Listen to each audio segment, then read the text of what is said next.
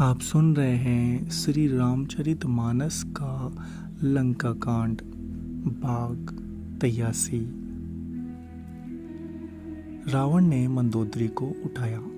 वह दुष्ट उससे अपनी प्रभुता कहने लगा, हे प्रिय सुन, तूने व्यर्थ ही बेमान रखा है। बता तो जगत में मेरे समान योद्धा है कौन? वरुण, कुबेर, पवन, यमराज आदि सभी दिक्पालों को तथा काल को मैंने अपनी भुजाओं के बल से जीत रखा है। देवता, दानव, मनुष्य सभी मेरे वश में हैं। फिर तुझको यह भय किस कारण उत्पन्न हो गया?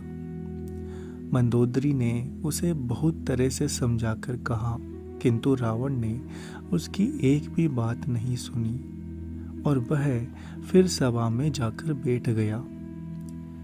मंदोदरी ने हृदय में ऐसा जान लिया कि काल के वश होने से पति को अभिमान हो गया है।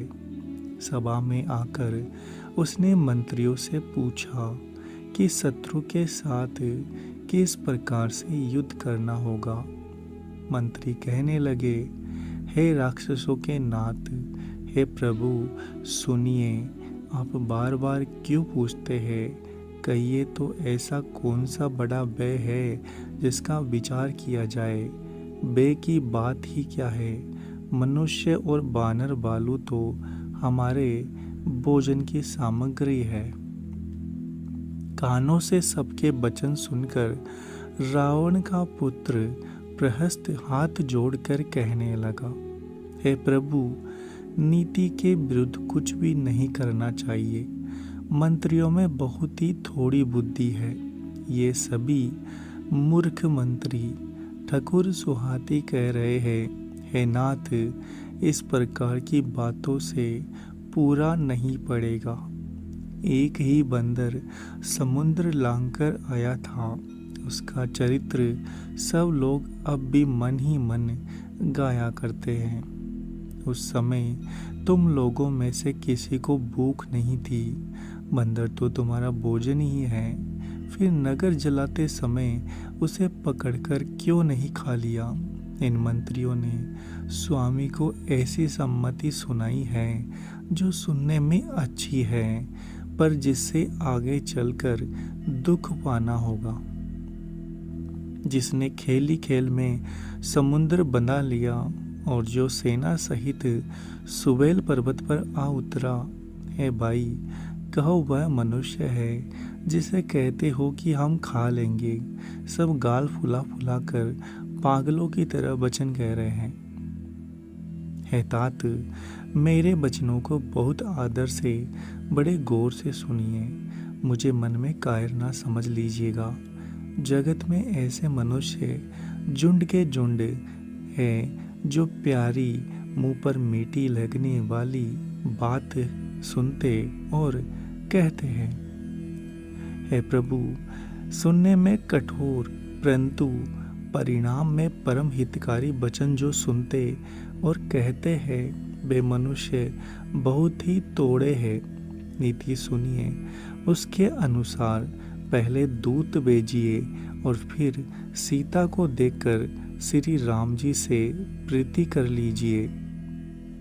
यदि वे स्त्री पाकर लौट जाए तब तो व्यर्थ झगड़ा ना बढ़ाइए, नहीं तो यदि ना फिरे तो हे तात, सम्मुख युद्ध भूमि में उससे हठ पूर्वक मार काट कीजिए। हे प्रभु, यदि आप मेरी यह सम्मति मानेंगे तो जगत में दोनों ही प्रकार से आपका सुयश होगा।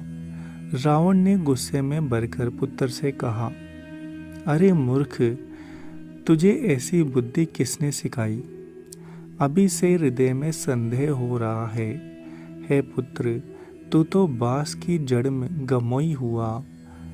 पिता की अत्यंत घोर और कठोर वाणी सुनकर प्रहस्त ये कड़े वचन कहता हुआ घर को चला गया।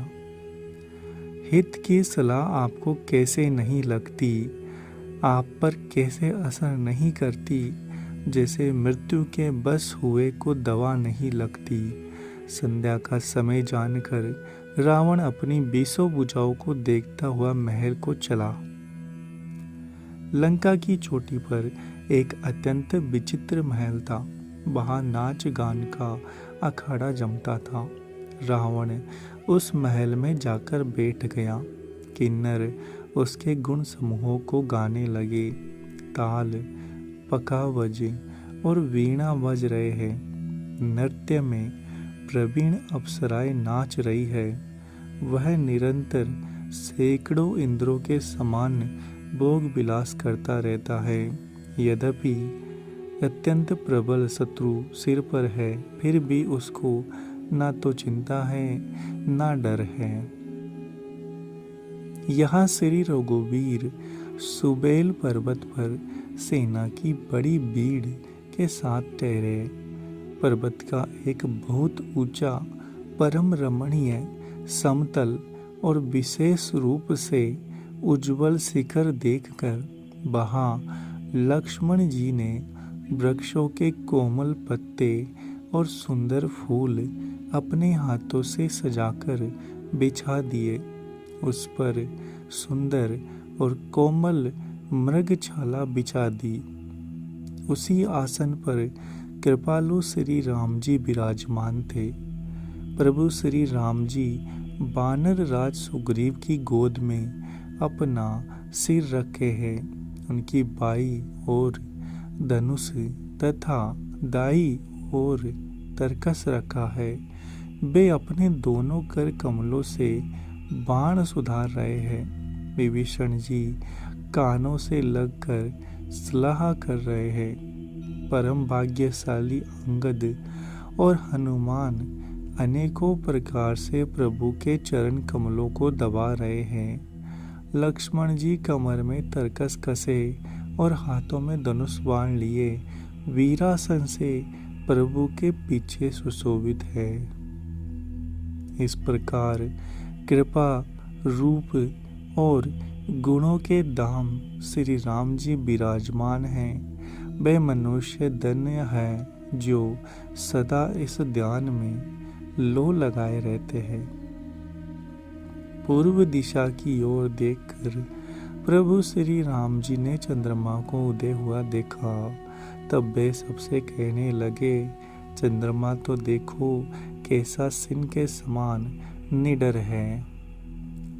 पूर्व दिशा रूपी पर्वत की गुफा में रहने वाला अत्यंत प्रताप, तेज और बल की राशि यह चंद्रमा रूपी सिंह अंधकार रूपी मत वाले हाथी के मस्तक को विदीर्ण करके आकाश रूपी वन में निर्भय विचर रहा है।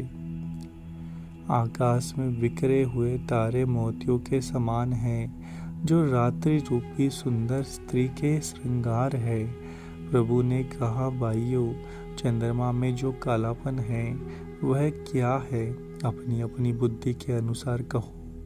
सुग्रीव ने कहा, हे श्री रघुनाथ जी सुनिए, चंद्रमा में पृथ्वी की छाया दिखाई दे रही है।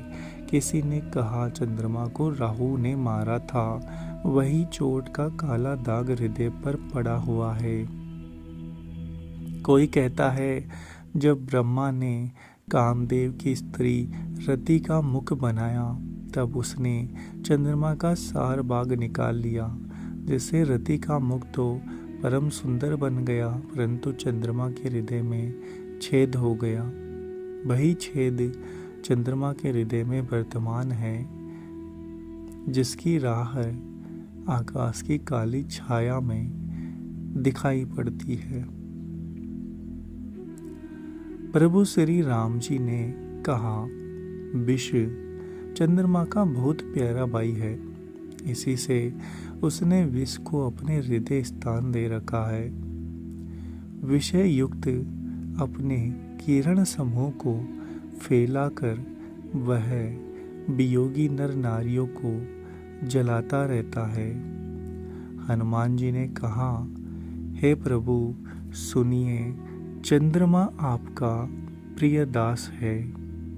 आपकी सुंदर श्याम मूर्ति चंद्रमा के हृदय में बसती है। वही शामता की झलक चंद्रमा में है। उम्मीद है आपको हमारा ये प्रयास अच्छा लग रहा होगा। चैनल को सब्सक्राइब करें, वीडियो को लाइक और शेयर करना ना भूलें।